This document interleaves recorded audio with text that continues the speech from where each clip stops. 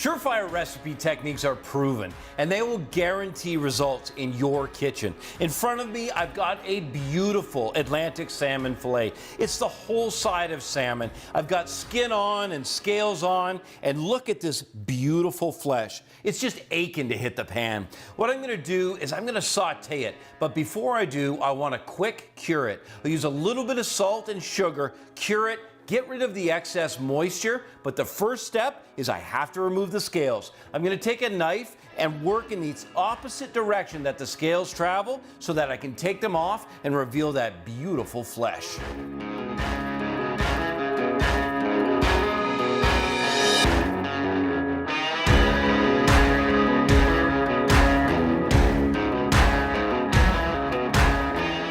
With the fillets trimmed evenly, roughly the same thickness and size, so I get good, even cooking, I want to start with this cure. Now what I've got is I've got some sugar, and I'm just going to put that on. You can see I've got a light coating all sides, and I've got some salt. What that's going to do, you'll see, is it's going to wick some of that extra moisture out. It changes the texture from fairly, let's just say it's very soft. You'll see it'll change it to a very firm texture. I'm going to turn that over and do the backside as well.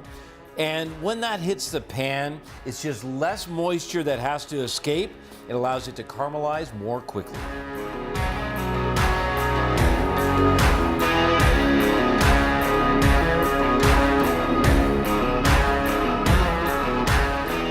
After a quick cure, look how much water has been rendered out of this beautiful salmon.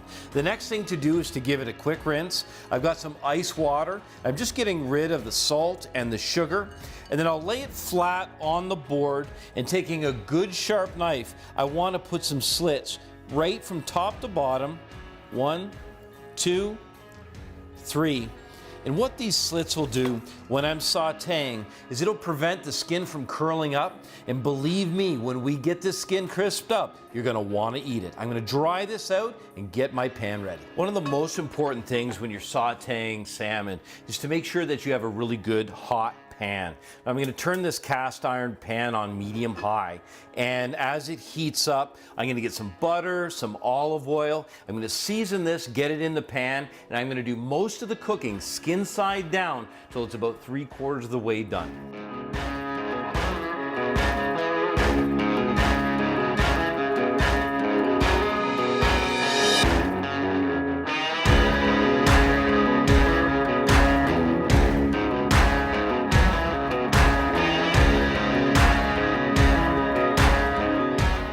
Now this is the time when you're going to want to check. You're going to want to look at that skin and see how it's doing.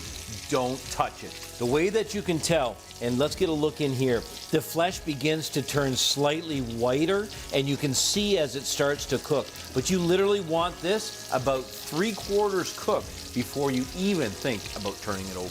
Now, as your oil heats up and as the fat begins to render, the temperature of that oil is going to increase dramatically.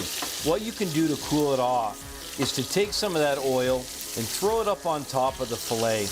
That will begin to cook the top of the fillet, but at the same time, it'll cool the oil, tempering the overall temperature of your pan.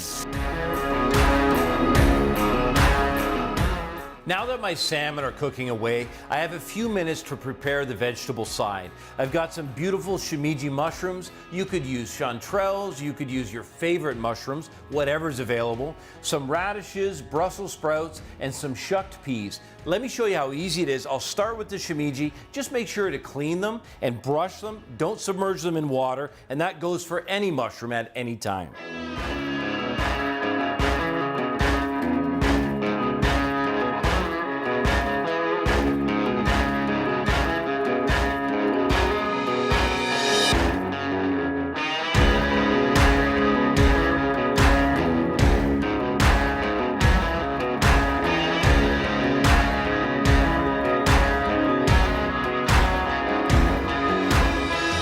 With just a little bit of lemon zest to brighten these flavors up.